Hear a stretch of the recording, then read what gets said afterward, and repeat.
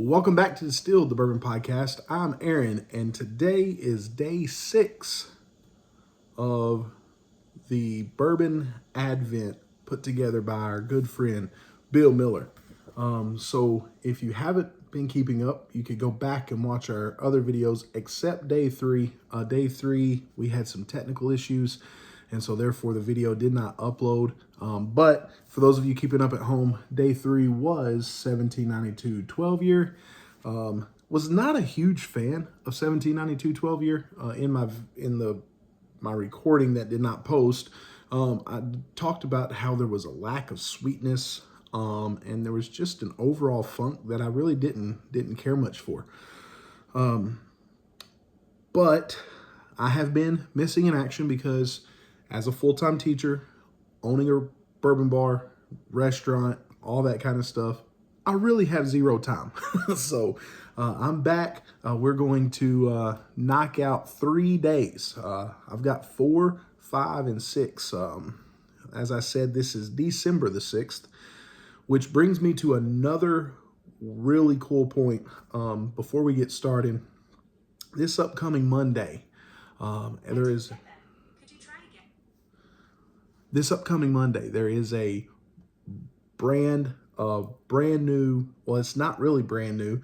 It is a revival of a brand that was distilled right here in Henderson, Kentucky, dating back to 1870. The brand is Silk Velvet. It was one at the time in the 1800s. It was one of the most sought after whiskeys. Publishers as far as Florida and then even Arizona, there have been records of people talking about and purchasing Silk Velvet. It kind of went off the market. You can read about the story in a Hendersonian article written by our own Chuck Stinnett. Great article. Google it, look it up. You can learn all about Silk Velvet. But it's coming back. Available for purchase right here in Henderson on December the 9th. It is absolutely fantastic juice. Absolutely delicious. It's 6 year, distilled at West Kentucky Distilling Company. 107 proof. It's got the sky blue label and the gold letters, just like the old Silk Velvet had. I mean, they just did a fantastic job. The bottle is unique. It's just great. So, big fan of Silk Velvet and what they are going to be releasing, reviving a brand that started out here in Henderson, Kentucky. With that being said, it is now time to dive into day 4, day 5, and day 6. So I'm going to do this one a little bit different since I've got 3 different days all at once. I'm just going to do a blind flight, walk you through how I like to do that. So I've got day 4 here. And for those of you who have never done a single barrel pick or been a part of that, walk you through a couple of tips and tricks should you ever have the opportunity to go on a barrel pick. One thing that you don't want to do is you don't want to just take your whiskey and just drink it all as quick as possible. You want to spend some time with it. You want to get to know it. Nose, look at it. You can tell a lot about a whiskey from just looks alone. Notice the color. For example, I've got day 4 here and day 5 here. Obviously, we can tell day 4 is lighter than day 5. Now, when you're looking at that, don't let that begin to change the way that you're going to judge the whiskey. Look at it, make note, understand this one's darker. Maybe it's older. Maybe it's a different char. This one's lighter. maybe the proofs, but you figure all that out as you're tasting the whiskey, not with preconceived notions, okay? Because your mind is very powerful.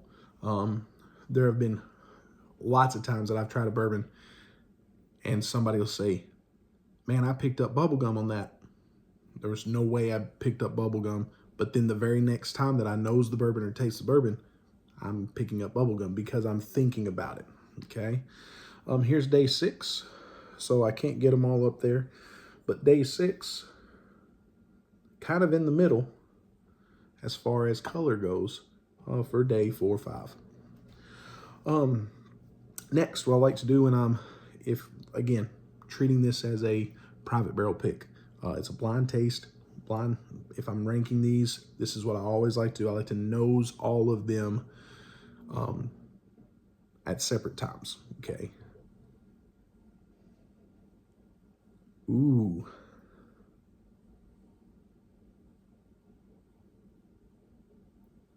Number 4, great nose.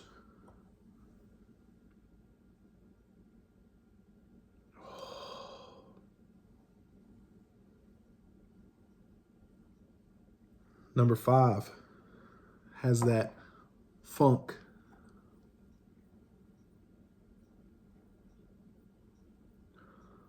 Man.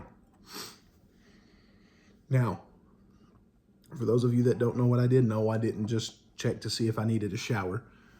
Your body has its own odor, so you can reset your nose just by giving yourself a little sniff. It'll reset your olfactory system. And so what I like to do is I like to reset my olfactory system in between each one of these.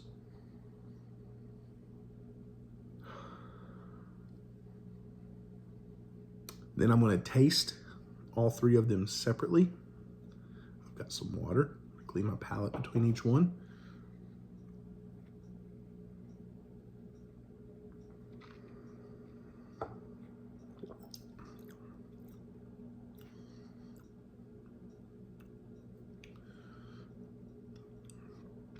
Four is very good. I would say 100 proof or more.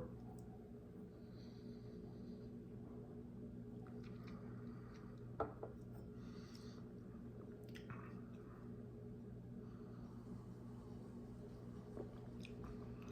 think 4 may be weeded.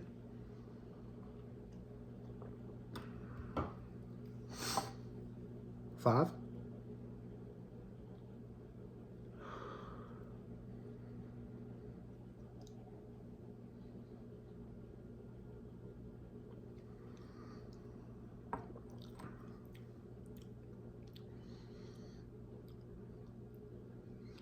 Five has proof. There's a peanut taste, a nutty profile. Very big Kentucky hug right here.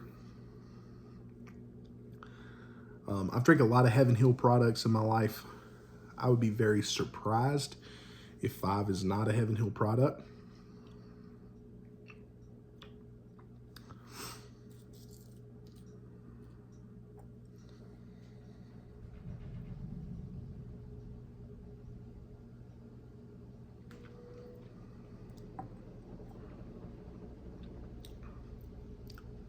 Number 6.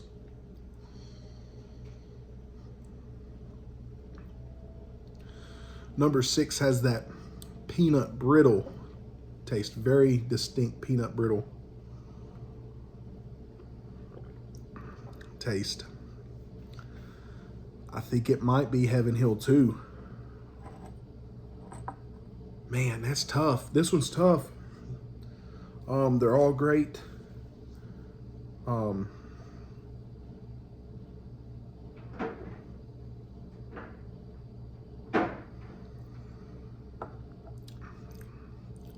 Day 4 just has something medicinal about it on the back end that I'm not a big fan of. And who knows, it could be today. I have had a lot of bourbons on one day that I didn't really care for, went back to them, and Absolutely loved them. So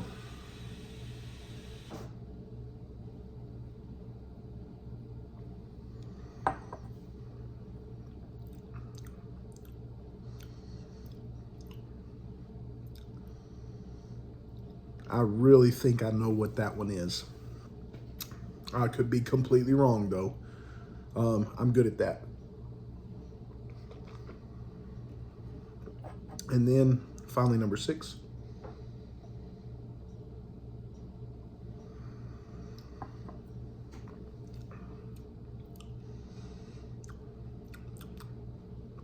Number 6, I think, is 100 proof.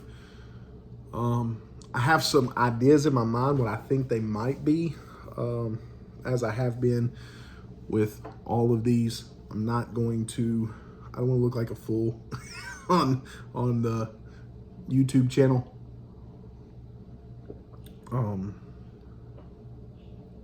As I pick my favorites. Number 3 is going to be, my third favorite would be number 4. So if I was picking a single barrel, here's what I would do. I would take number 4, set it off to the side. That's not for me. Now, I'm going to finish it later. I'm not going to leave it. I'm not going to leave it. I'm going to finish it. That's just not the one that's going to win.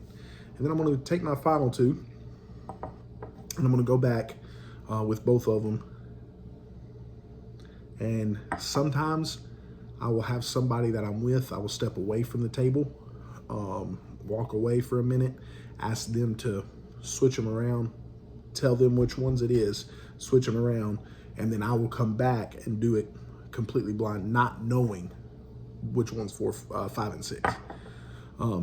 Just so that way I'm a little more subjective, because as you heard earlier, I already had a favorite picked. But stepping away, I might clear my palate, get a cracker, do something.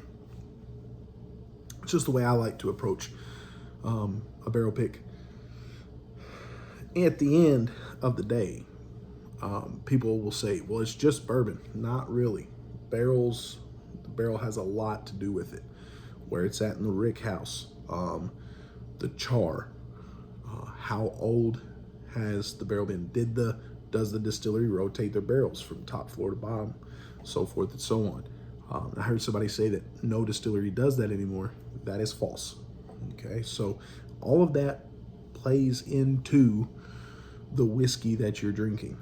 It's why bourbon is loved by so many people. All right, 6, 5. This is a no-brainer.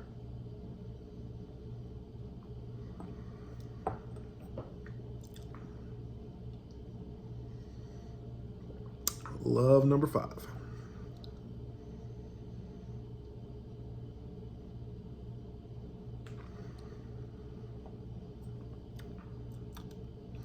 And in close, it's really not that close. Number 5 wins the blind taste. It would be 5, 6, 4 in that order for me. Now, just because I picked that doesn't mean that's right. You have your own thoughts as well. So let's see, what are we drinking these days? Oh, darn. Chaim, I'm so sorry. I actually love your product, but in this blind taste, it just didn't do it today. You know I'm always honest. I'm going to be honest. So number 4 was Bourbon Rabbi Honey Finished. Very surprised here. Number 5 was Woodford Batch Proof.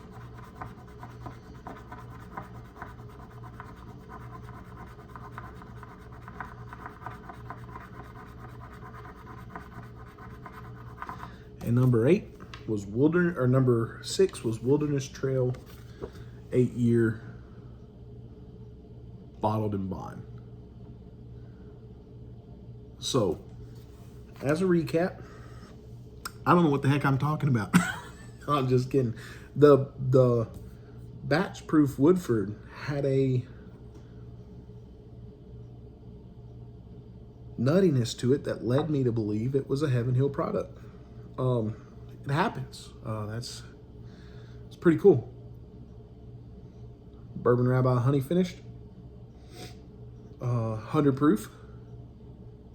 I think had I had 300 proof bourbons here, that one might have been just a little bit higher. I do love Chaim. Chaim is a great friend. Bourbon Rabbi's putting out some great juice. Had the opportunity to, we have video of us at a barrel pick with Chaim. Great guy. Get out, get some Bourbon Rabbi, support him. He's doing some great stuff. But for today, the winner was Woodford Batch Proof. So, please, I hope you're enjoying these videos. I'm enjoying making them. If you have any questions, drop them in the comments. Let us know. We'll be more than happy to answer those questions. We are going to get back in the studio very soon once life slows down, whenever that is. But we wanted to take this opportunity to continue putting forth some pretty cool content as we go through our 2024 Bourbon Advent Calendar. What's on store for tomorrow? Who knows? Am I going to like it? Who knows? We'll find out then. With that being said, please drink responsibly.